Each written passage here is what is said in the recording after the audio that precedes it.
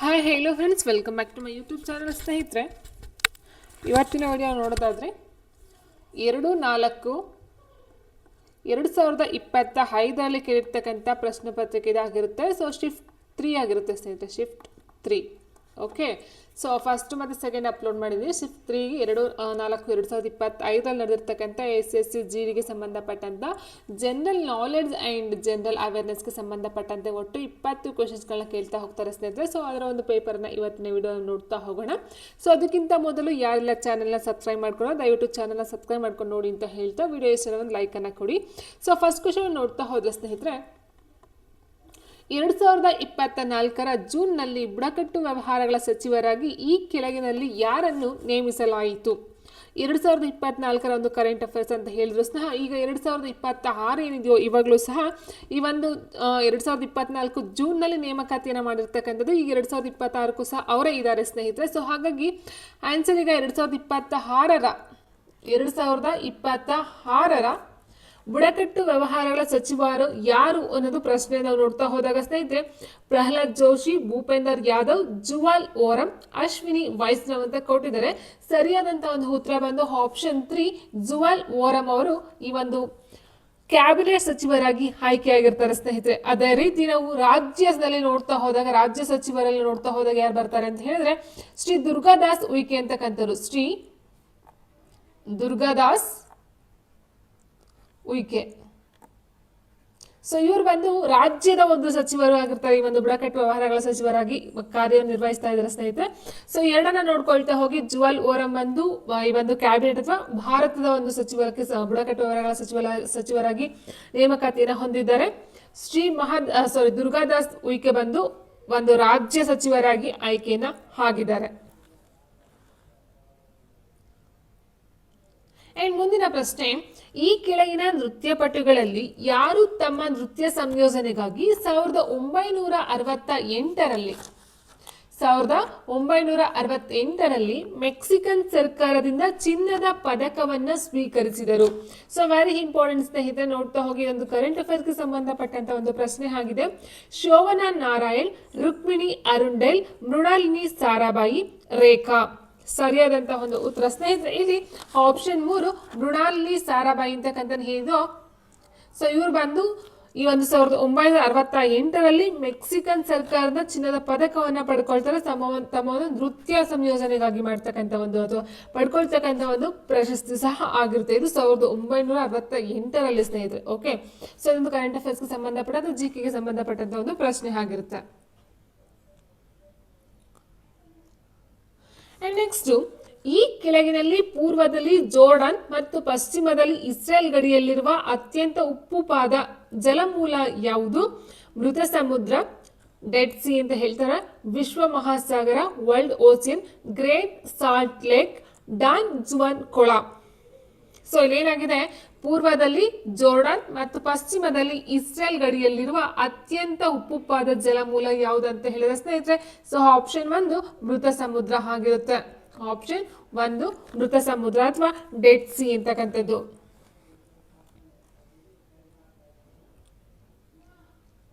And ಮುಂದಿನ ಪ್ರಶ್ನೆ ನೋಡ್ತಾ ಹೋದ ಸ್ನೇಹಿತರೆ, 4ನೇ ಪ್ರಶ್ನೆ ಈ ರೀತಿ ಇದೆ.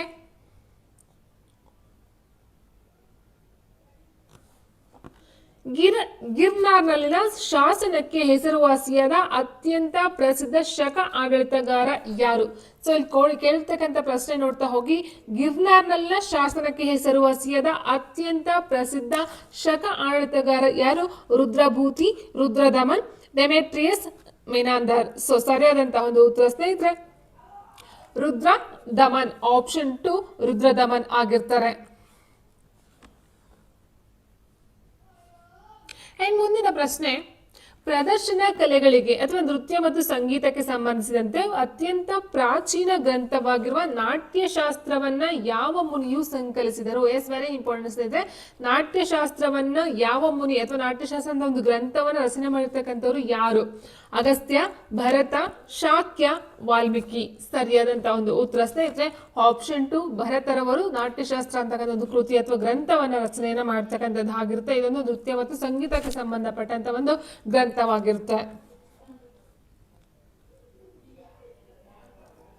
ನೆಕ್ಸ್ಟ್, ಭಾರತೀಯ ಶಾಸ್ತ್ರೀಯ ಸಂಗೀತಕಾರ ಮತ್ತು ತಾಳವಾದ್ಯ ವಾದಕ ಎಲ್ಲಾ ವೆಂಕಟೇಶ್ವರ ರಾವ್ ರವರ ಯಾವ ಸಂಗೀತ ಪರಿಕಾರವನ್ನ ನುಡಿಸುತ್ತಿದ್ದರು? ಸೊ ಈ ಲಿಸ್ಟ್ ನಾವು ನೋಡ್ತಾ ಹೋದಾಗ ಸ್ನೇಹಿತರೆ, ವೆಂಕಟೇಶ್ವರ ರಾವ್ ರವರು ತಾಳವಾದ್ಯ ವಾದಕರಾದಂತಹ ವೆಂಕಟೇಶ್ವರ ರಾವ್ ರವರು ಯಾವ ಸಂಗೀತ ಪರಿಕಾರವನ್ನ ನುಡಿಸ್ತಾ ಇದ್ರು? ನಾದಸ್ವರ, ಘಟ ಅಂಡ್ ಪಕ್ವಾಸ್, ಮೃದಂಗ. ಸರಿಯಾದ ಉತ್ತರ ಸ್ನೇಹಿತರೆ ಆಪ್ಷನ್ 4 ಮೃದಂಗ ಆಗಿರುತ್ತೆ.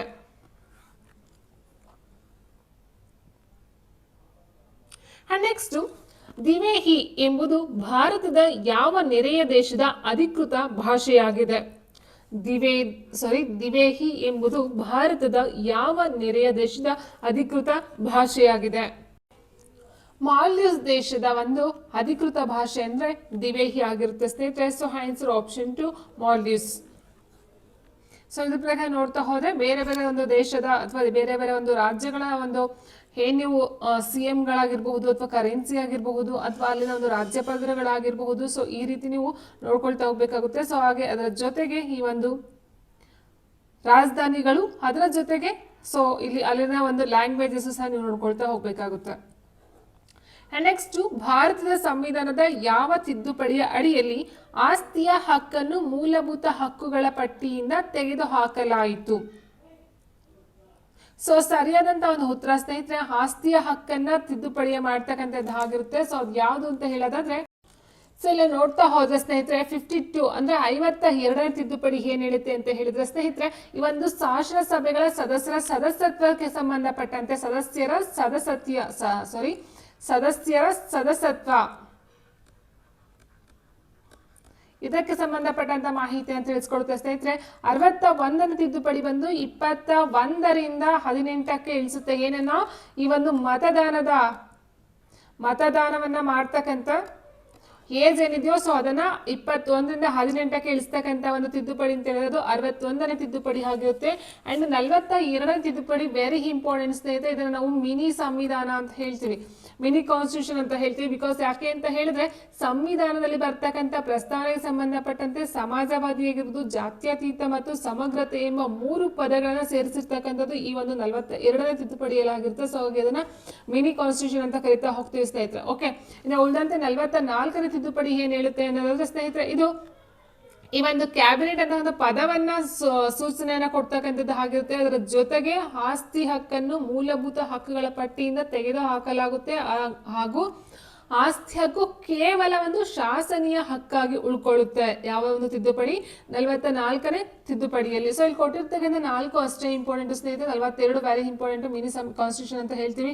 61ನೇ ತಿದ್ದುಪಡಿ ಬಂದು ಈ ಒಂದು ಮತದಾನದ ವಯಸ್ಸನ್ನ 21ರಿಂದ 18ಕ್ಕೆ ಇಳಿಸ್ತಕ್ಕಂಥ ಒಂದು ತಿದ್ದುಪಡಿ 61 ಆಗಿರುತ್ತೆ.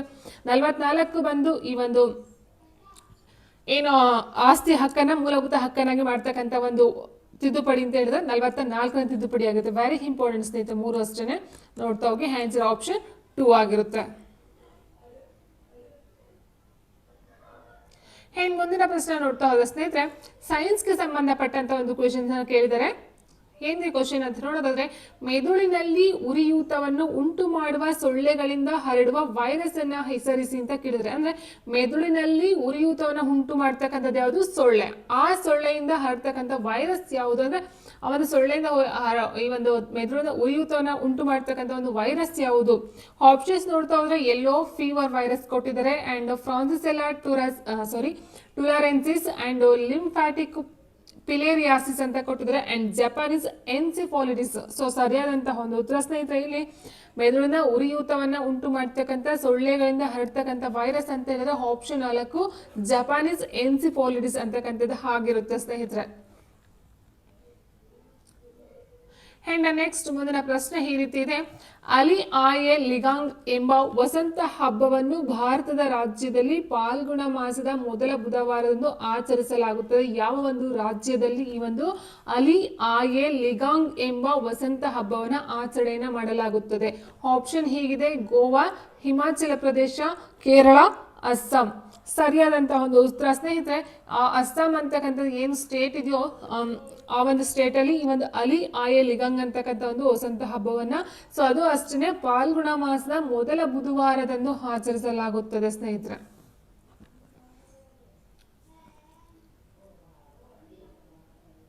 ಹೆಂಡ ಮುಂದಿನ ಪ್ರಶ್ನೆ ನೋಡ್ತಾ ಹೋದ್ರೆ ಈ ಕೆಳಗಿನಲ್ಲಿ ಯಾವುದು ಭಾರತದ ಆರ್ಥಿಕತೆಯ ತೃತೀಯ ವಲಯಕ್ಕೆ ಸಂಬಂಧಿಸಿದೆ? ತೃತೀಯ ವಲಯ ಅಂತ ಹೇಳಿದ್ರೆ ನಾವು ಒಟ್ಟು ನಾವು 4 ರೀತಿಯಲ್ಲಿ ನೋಡ್ತಾ ಹೋಗ್ತೀವಿ ಸ್ನೇಹಿತರೆ. ಈ ಒಂದು ಅರ್ಥಶಾಸ್ತ್ರದಲ್ಲಿ ಭಾರತದ ಆರ್ಥಿಕ ವ್ಯವಸ್ಥೆಯ ಸಂರಚನೆ ನೋಡ್ತಾ ಹೋದಾಗ ಒಟ್ಟು 4 ರೀತಿಯಲ್ಲಿ ನೋಡ್ತಾ ಹೋಗ್ತೀವಿ. ಪ್ರಾಥಮಿಕ ವಲಯ ಆಗಿರ್ಬೋದು, ದ್ವಿತೀಯ ವಲಯ ಅಥವಾ 2ನೇ ವಲಯ ಆಗಿರ್ಬೋದು, ತೃತೀಯ ವಲಯ ಆಗಿರ್ಬೋದು ಅಂಡ್ ಚತುರ್ಥ ವಲಯ, ಒಟ್ಟು 4 ನೋಡ್ತಾ ಹೋಗ್ತೀವಿ. ಸೊ ಅದೇ ತೃತೀಯ ವಲಯಕ್ಕೆ ಸಂಬಂಧಪಟ್ಟಂತದ್ದು ಯಾವುದು? ಇಲ್ಲಿ ಸಾರ್ವಜನಿಕ ಆಡಳಿತ, ವಿದ್ಯುತ್ ಸರಬರಾಜು ಸೇವೆಗಳು, ಉತ್ಪಾದನಾ ವಲಯ, ಅರಣ್ಯ ವಲಯ ಅಂತ ಕೊಟ್ಟಿದ್ದಾರೆ. ಸೊ ತೃತೀಯ ವಲಯ ನೋಡಿ ಸ್ನೇಹಿತರೆ, ಇಲ್ಲಿ ಇರ್ತಕ್ಕಂಥ ನೋಡ್ತಾ ಹೋದಾಗ ಅರಣ್ಯ ವಿಜ್ಞಾನ ಅಂತಕ್ಕಂಥ ಇದು ನಾವು ಫಸ್ಟ್ ಇದನ್ನ ನೋಡ್ತಾ ಹೋಗ್ತೀವಿ. ಫಸ್ಟ್ ಸೆಕ್ಟರ್ ಬರುತ್ತೆ, ಪ್ರೈಮರಿ ಸೆಕ್ಟರ್ ಅಂತ ಏನು ಹೇಳ್ತೀವೋ, ಪ್ರಾಥಮಿಕ ವಲಯ. ಸೊ ಅಲ್ಲಿ ಬರ್ತಕ್ಕಂಥದ್ದು ಈ ಒಂದು ಫಸ್ಟ್ ಇದಾಗಿರುತ್ತೆ ಸ್ನೇಹಿತರೆ. ಅಂಡ್ ಉತ್ಪಾದನೆ ಅಂತ ಹೇಳಿದ್ರೆ 3 ಅಂದ್ರೆ ಟರ್ಷಿಯರಿ ಸೆಕ್ಟರ್ ಅಂತ ಏನು ಹೇಳ್ತೀವೋ 3 ಬರ್ತಕ್ಕಂಥದ್ದು ಆಗಿರುತ್ತೆ. ಇನ್ನು ಸಾರ್ವಜನಿಕ ಆಡಳಿತ, ವಿದ್ಯುತ್ ಸರಬರಾಜು ಸೇವೆಗಳೆಲ್ಲ ನೆಕ್ಸ್ಟ್ ಇದನ್ನ ನೋಡ್ತಾ ಹೋಗ್ತೀವಿ ಸ್ನೇಹಿತರೆ. ಅಂಡ್ ನೆಕ್ಸ್ಟ್ ನೋಡ್ತಾ ಹೋದ್ರೆ ತೃತೀಯ ವಲಯವನ್ನು ನಾವು ಸೇವಾ ವಲಯ ಅಂತಲೂ ಸಹ ಕರಿತೀವಿ. ಸೇವಾ ವಲಯ ವೆರಿ ಇಂಪಾರ್ಟೆಂಟ್, ಸೇವಾ ವಲಯ ಬರುತ್ತೆ. ಸೊ ಇಲ್ಲಿ ಮೇನ್ ಆಗಿ ನೋಡ್ತಾ ಹೋದಾಗ ಸೇವಾ ವಲಯ ಆಗಿರ್ಬೋದು, ವ್ಯಾಪಾರ ಆಗಿರ್ಬೋದು, ಬ್ಯಾಂಕಿಂಗ್ ಆಗಿರ್ಬೋದು, ಸಾರಿಗೆ ಮತ್ತು ಸಂಪರ್ಕ ಆಗಿರ್ಬೋದು, ಉತ್ಪಾದನೆ ಮತ್ತು ಪೂರೈಕೆ ಆಗಿರಬಹುದು. ಸೊ ಹಣಕಾಸು, ವೈದ್ಯರು, ಇಂಜಿನಿಯರಿಂಗು, ವಕೀಲರು, ಹೋಟೆಲ್ ಮ್ಯಾನೇಜ್ಮೆಂಟ್, ಸೊ ಇದೆಲ್ಲ ಬರ್ತಕ್ಕಂಥದ್ದು ಯಾವುದರಲ್ಲಿ? ಉತ್ಪಾದನಾ ವಲಯ ಅಥವಾ ತೃತೀಯ ವಲಯಕ್ಕೆ ಸಂಬಂಧಪಟ್ಟಂತೆ ಬರುತ್ತೆ ಸ್ನೇಹಿತರೆ. ನೆಕ್ಸ್ಟ್ 2011ರ ಜನಗಣತಿಯ ಪ್ರಕಾರ ವಲಸೆ ಈ ಕೆಳಗಿನ ಯಾವ ಹರಿವು ಅತ್ಯಂತ ಹೆಚ್ಚು ಶೇಕಡಾವಾರುವನ್ನು ಹೊಂದಿದೆ? ಅಂದ್ರೆ ವಲಸೆ ಹೋಗ್ತಕ್ಕಂಥದ್ದು ಯಾವ ರೀತಿಲಿ ಅಂತಕ್ಕಂಥದ್ದು. ಸೊ ನಗರ ಪ್ರದೇಶಗಳಿಂದ ನಗರ ಪ್ರದೇಶಕ್ಕೆ ವಲಸೆ ಹೋಗ್ತಕ್ಕಂಥದ್ದು, ಅಥವಾ ಗ್ರಾಮೀಣ ಪ್ರದೇಶದಿಂದ ನಗರ ಪ್ರದೇಶಗಳಿಗೆ ವಲಸೆ ಹೋಗ್ತಿರೋದು ಜಾಸ್ತಿ ಆಗ್ತಾ ಇದೆಯಾ, ಅಥವಾ ನಗರ ಪ್ರದೇಶಗಳಿಂದ ಗ್ರಾಮೀಣ ಪ್ರದೇಶಗಳಿಗೆ ಹೋಗ್ತಿರ್ತಕ್ಕಂಥದ್ದು ವಲಸೆ ಜಾಸ್ತಿ ಆಗ್ತಾ ಇದೆಯಾ, ಅಥವಾ ಗ್ರಾಮೀಣ ಪ್ರದೇಶಗಳಿಂದ ಗ್ರಾಮೀಣ ಪ್ರದೇಶಗಳಿಗೆ ಹೋಗ್ತಕ್ಕಂಥದ್ದು? ಸೊ ನೋಡ್ತಾ ಹೋದಾಗ ಸ್ನೇಹಿತರೆ ಏನಾಗ್ತಾ ಇದೆ ಅಂತ ಹೇಳಿದ್ರೆ, ಈ ಒಂದು ಗ್ರಾಮೀಣ ಪ್ರದೇಶಗಳಿಂದ ಅಂದ್ರೆ 2011ರ ಒಂದು ಜನಗಣತಿಯ ಪ್ರಕಾರ ಇಲ್ಲಿ ಕೇಳಿರ್ತಕ್ಕಂಥದ್ದು ಅಕಾರ್ಡಿಂಗ್ 2011 ಅಂದ್ರೆ 2011ರ ಜನಗಣತಿಯ ಪ್ರಕಾರ ಸ್ನೇಹಿತರೆ ವಲಸೆ ಅಂದ್ರೆ ಮೈಗ್ರೇಷನ್ ಅಂತ ಹೇಳ್ತೀವಿ. ರೂರಲ್ ಟು ರೂರಲ್ ಎಷ್ಟಿದೆ ಅಂತ ಹೇಳಿದ್ರೆ ಸ್ನೇಹಿತರೆ 53.84% ಇದೆ. ರೂರಲ್ ಟು ಅರ್ಬನ್ ಅಂತ ಹೇಳಿದ್ರೆ ಈ ಒಂದು ಗ್ರಾಮೀಣ ಪ್ರದೇಶದಿಂದ ನಗರ ಪ್ರದೇಶಕ್ಕೆ ಇರ್ತಕ್ಕಂಥ ವಲಸೆ ಬಂದು ಓನ್ಲಿ 20% ಆಗಿದೆ ಸ್ನೇಹಿತರೆ. ಸೊ ಇಲ್ಲಿ ಗ್ರಾಮೀಣ ಪ್ರದೇಶ ಅಂದ್ರೆ ರೂರಲ್ ಟು ರೂರಲ್, ಗ್ರಾಮೀಣ ಪ್ರದೇಶದಿಂದ ಗ್ರಾಮೀಣ ಪ್ರದೇಶಕ್ಕೆ ಇರ್ತಕ್ಕಂಥದ್ದು 53.84%. ಸೊ ಹಾಗಾಗಿ ಇಲ್ಲಿ ಆನ್ಸರ್ ಆಪ್ಷನ್ 4 ತಗೊಳ್ಬೇಕಾಗುತ್ತೆ. ಇದು 2011ರ ಜನಗಣತಿ ನಮಗೆ ಕೊಟ್ಟಿರ್ತಕ್ಕಂಥ ಒಂದು ವರದಿ ಸ್ನೇಹಿತರೆ. Okay, so answer option 4. And ಮುಂದಿನ ಪ್ರಶ್ನೆ, ಬಾಸ್ಕೆಟ್ಬಾಲ್ ಆಟದಲ್ಲಿ ಪ್ರತಿ ಬಾಸ್ಕೆಟ್ ಕೂಡ NBA ಅನುಮೋದಿತ ಒಳವ್ಯಾಸ ಇರುವ ಪ್ರೆಷರ್ ರಿಲೀಸ್ ಲೋಹದ ಸುರಕ್ಷತಾ ಬಳೆ ಮತ್ತು 18 ಉದ್ದವಿರುವ ಬಿಳಿಯ ತಂತು ಬಲೆಯನ್ನು ಹೊಂದಿರಬೇಕು. ಅಂದ್ರೆ ಇಲ್ಲಿ ಏನಾಗಿದೆ ಅಂತ ಹೇಳಿದ್ರೆ, ಒಂದು ಬಾಸ್ಕೆಟ್ ಬಾಲ್ ಆಟದಲ್ಲಿ ಏನಾಗುತ್ತೆ, ಪ್ರತಿ ಬಾಸ್ಕೆಟ್ ಕೂಡ NBA ಅನುಮೋದಿತ ಒಳವ್ಯಾಸ ಎಷ್ಟಿರಬೇಕು ಅಂತ ಕೇಳಿದ್ದಾರೆ. ಓಕೆ, ಲೋಹದ ಸುರಕ್ಷಿತ ಬಳೆ 18 ಉದ್ದವಿರ್ತಕ್ಕಂಥದ್ದು. ಬಟ್ ಇಲ್ಲಿ ಒಳವ್ಯಾಸ ಎಷ್ಟಿರ್ಬೇಕು? 17, 20, 18, 19 ಅಂತ ಕೊಟ್ಟಿದ್ದಾರೆ. ಸರಿಯಾದಂತ ಒಂದು ಉತ್ತರ ಸ್ನೇಹಿತರೆ 18 ಆಗಿರುತ್ತೆ, ಆಪ್ಷನ್ 3. ಎಂ ದ್ರವ್ಯರಾಶಿಯ ಒಂದು ಪುಸ್ತಕವು ಒಂದು ನಯವಾದ ಸಮತಲವಿರುವ ಮೇಜಿನ ಮೇಲೆ ಡಿಯಷ್ಟು ದೂರ ಚಲಿಸಿದರೆ ಗುರುತ್ವಾಕರ್ಷಣ ಬಲದಿಂದಾಗಿ ಆಗಿರುವ ಕೆಲಸ ಎಷ್ಟು ಅಂತ ಕೇಳಿದ್ದಾರೆ. ಸೊ ಇಲ್ಲಿ ಕೆಲಸವನ್ನ ಕಂಡಿರ್ತಕ್ಕಂಥ ಒಂದು ಫಾರ್ಮುಲಾ. ಸೊ ದ್ರವ್ಯರಾಶಿ ಮೀನ್ಸ್ ಅದೊಂದು ಮಾಸ್ ಅಂತ ಹೇಳ್ತೀವಿ, ಡಿ ಮೀನ್ಸ್ ಡಿಸ್ಟೆನ್ಸ್ ಆಗಿರುತ್ತೆ. ಸೊ ಇಲ್ಲಿ ಗುರುತ್ವಾಕರ್ಷಣ ಬಲದಿಂದ ಇರ್ತಕ್ಕಂಥ ಒಂದು ಕೆಲಸ ಎಷ್ಟು ಅಂತಕ್ಕಂಥದ್ದು ಪ್ರಶ್ನೆ ಆಗಿರುತ್ತೆ ಸ್ನೇಹಿತರೆ. ಸೊ ಸರಿಯಾದಂತ ಒಂದು ಉತ್ತರ ನೋಡ್ತಾ ಹೋದಾಗ ಸ್ನೇಹಿತರೆ ಇಲ್ಲಿ 0 ಆಪ್ಷನ್ 4 0 ಆಗಿರುತ್ತೆ.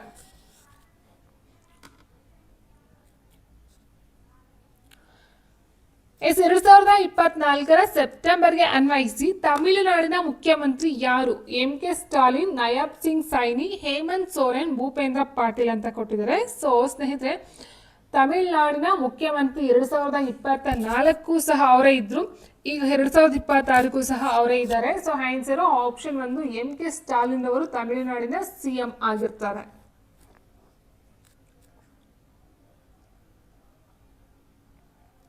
And next Fit India Freedom Run 2.0ದ ರಾಷ್ಟ್ರವ್ಯಾಪಿ ಕಾರ್ಯಕ್ರಮವನ್ನು ಈ ಕೆಳಗಿನಲ್ಲಿ ಯಾರು ಪ್ರಾರಂಭಿಸಿದರು? ಸೊ ಆಪ್ಷನ್ ಕೊಟ್ಟಿದ್ರೆ ಅನುರಾಗ್ ಠಾಕೂರ್,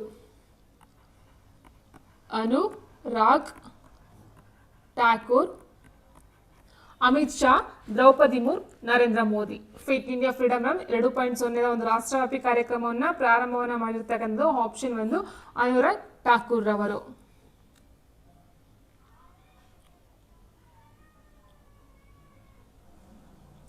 ನೆಕ್ಸ್ಟ್ ಮುಂದಿನ ಪ್ರಶ್ನೆ, ಜಾಗತೀಕರಣವನ್ನ ಸುಗಮಗೊಳಿಸಿದ ಒಂದು ಪ್ರಮುಖ ಅಂಶವು ಈ ಕೆಳಗಿನಲ್ಲಿ ಯಾವುದಾಗಿದೆ? ಬಹುರಾಷ್ಟ್ರೀಯ ಕಂಪನಿಗಳ ಅವನತಿ, ಹೆಚ್ಚಿಸಿದ ಸುಂಕಗಳು ಮತ್ತು ವ್ಯಾಪಾರದ ಅಡೆತಡೆಗಳು, ಪ್ರತ್ಯೇಕತಾವಾದಿ ನೀತಿಗಳು, ತಂತ್ರಜ್ಞಾನದಲ್ಲಿ ತ್ವರಿತ ಸುಧಾರಣೆಗಳು. ಸೊ ಜಾಗತೀಕರಣವನ್ನ ಸುಗಮಗೊಳಿಸಿದಂತ ಒಂದು ಪ್ರಮುಖ ಅಂಶ ಅಂತ ಹೇಳಿದಾಗ ತಂತ್ರಜ್ಞಾನದಲ್ಲಿ ತ್ವರಿತ ಸುಧಾರಣೆಗಳನ್ನ ತಂದಿರ್ತಕ್ಕಂಥದ್ದು ಮೇನ್ ರೀಸನ್ ಅಂತ ಹೇಳ್ಬಹುದಾಗಿರುತ್ತೆ ಸ್ನೇಹಿತರೆ. ಆನ್ಸರ್ ಆಪ್ಷನ್ 4 ಆಗಿರುತ್ತೆ. ನೆಕ್ಸ್ಟ್ 1906ರಲ್ಲಿ ಸ್ಥಾಪನೆಯಾದ ಅಖಿಲ ಭಾರತ ಮುಸ್ಲಿಂ ಲೀಗ್ನ ಮೊದಲ ಅಧ್ಯಕ್ಷರು ಯಾರು ಅಂತ ಕೇಳಿದ್ರೆ, 1909ರಲ್ಲಿ ಇದು ಸ್ಥಾಪನೆ ಆಗ್ತಕ್ಕಂಥದ್ದು ಬಾಂಗ್ಲಾದೇಶದ ಢಾಕಾದಲ್ಲಿ. ಢಾಕಾ.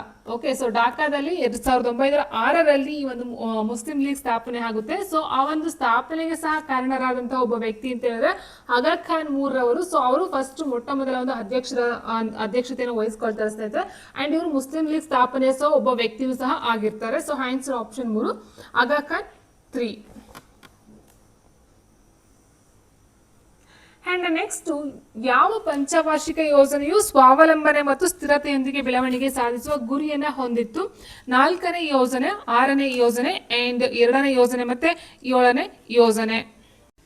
ಸೊ ಸ್ನೇಹಿತರೆ, ಇಲ್ಲಿ ನೋಡ್ತಾ ಹೋದಾಗೆ 1969ರಿಂದ 1974ರವರೆಗೆ ಬರ್ತಕ್ಕಂಥ 4ನೇ ಪಂಚವಾರ್ಷಿಕ ಯೋಜನೆ ಹಿಂದೆ ಇದು ಸ್ವಾವಲಂಬನೆ ಮತ್ತು ಆರ್ಥಿಕ ಸ್ಥಿರತೆಯನ್ನ ಸಾಧಿಸ್ತಕ್ಕಂಥ ಒಂದು ಗುರಿಯನ್ನ ಹೊಂದಿರತಕ್ಕಂಥ ಒಂದು ಯೋಜನೆ ಆಗಿರುತ್ತೆ. ಹಾಗಾಗಿ ಆನ್ಸರ್ ಆಪ್ಷನ್ 1 4ನೇ ಯೋಜನೆ 1969ರಿಂದ 74ರವರೆಗಿನ ಒಂದು ಪಂಚವಾರ್ಷಿಕ ಯೋಜನೆ ಆಗಿರುತ್ತೆ.